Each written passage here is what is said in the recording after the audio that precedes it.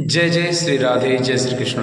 प्रिय कथा प्रेमियों, मेरे हृदयान श्रोता समाज बंधुओं, महाभारत के एक और कथा के साथ मैं आपके बीच आया हूँ। कथा सागर के इस यूट्यूब चैनल पर आप सभी श्रोता समाज बंधुओं का मैं दिल से स्वागत और अभिनंदन करता हूँ। महाभारत के पर्व की एक ऐसी कथा जिस कथा में मैं अस्त्र और शस्त्रों की बात करूँगा, जिसमें मैं बताऊँगा कि एक ऐसा शस्त्र महाभारत के योद्धाओं में पांडवों के पास, जिनमें नाम आता है अर्जुन का, श्रेष्ठ धनुर्धर अर्जुन के पास एक ऐसा शस्त्र था जो महाभारत के सभी योद्धाओं में किसी भी योद्धा के पास वह अस्त्र नहीं था। चाहे वो बात कृपाचार्य की हो, आचार्य द्रोण की हो, या पितामह भीष्म की हो, या महारथी कर्ण की हो।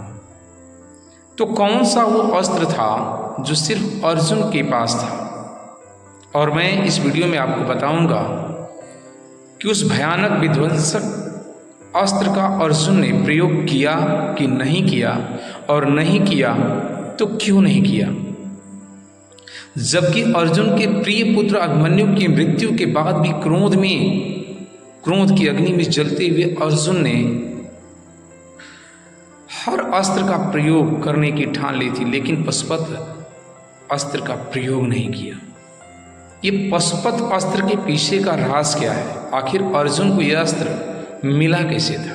तो चलिए मैं इस वीडियो में आगे बढ़ूं। इससे पहले यदि आप हमारे चैनल पर नए हैं तो प्लीज़ चैनल को सब्सक्राइब कर लें ऐसी अनोखी और विचित्र जानकारियों के लिए, और बेल नोटिफिकेशन को प्रेस कर लीजिए ताकि आगे की जितनी भी वीडियोस हैं वो आप तक मैं पहुंचा सकूं। तो चलिए मैं इस कथा को प्रारंभ करता हूं।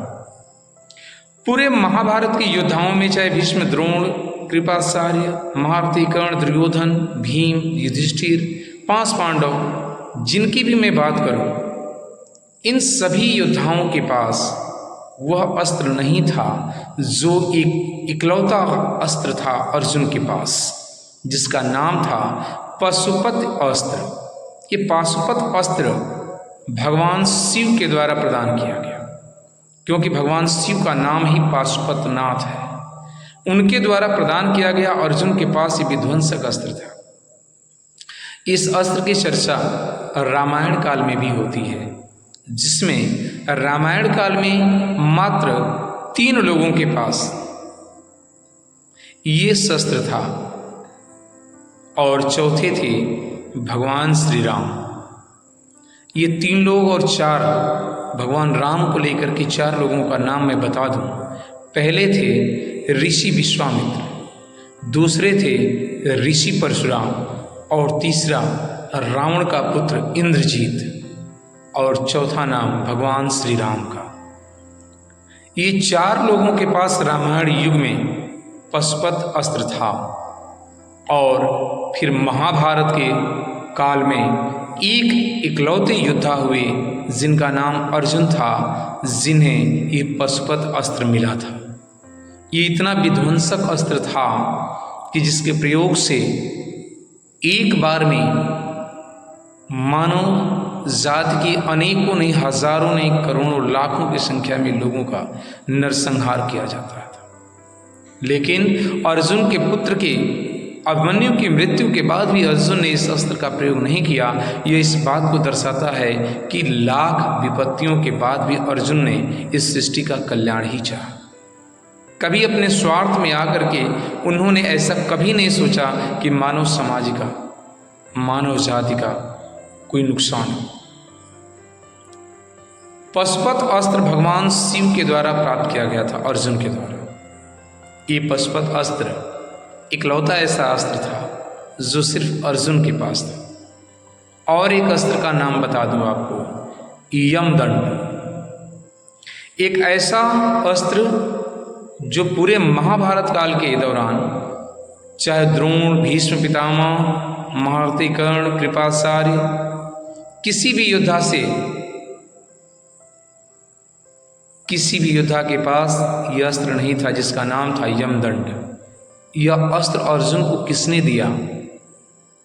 तो नाम है यमराज। साक्षात यमराज ने अर्जुन को यमदंड नामक अस्त्र दिया था, जिसका जवाब किसी भी कौरव दल के पास नहीं था। कोई योद्धा इसका जवाब नहीं रखता था। लेकिन इस अस्त्र का भी प्रयोग अर्जुन ने पूरे महाभारत के युद्ध के दौरान नहीं किया। अर्जुन ऐसे ही श्रेष्ठ धनुर्धर नहीं कहे जाते हैं। वास्तव में अर्जुन के पास ऐसी महाशक्तियां थी जिनका जवाब किसी भी योद्धा के पास नहीं था। लेकिन उसके साथ साथ एक धैर्यवान वीर योद्धा थे अर्जुन। उन्हें पता था कि इन शक्तियों का प्रयोग कितना विध्वंसक हो सकता है। इसलिए अर्जुन को श्रेष्ठ धनुर्धर कहा जाता है।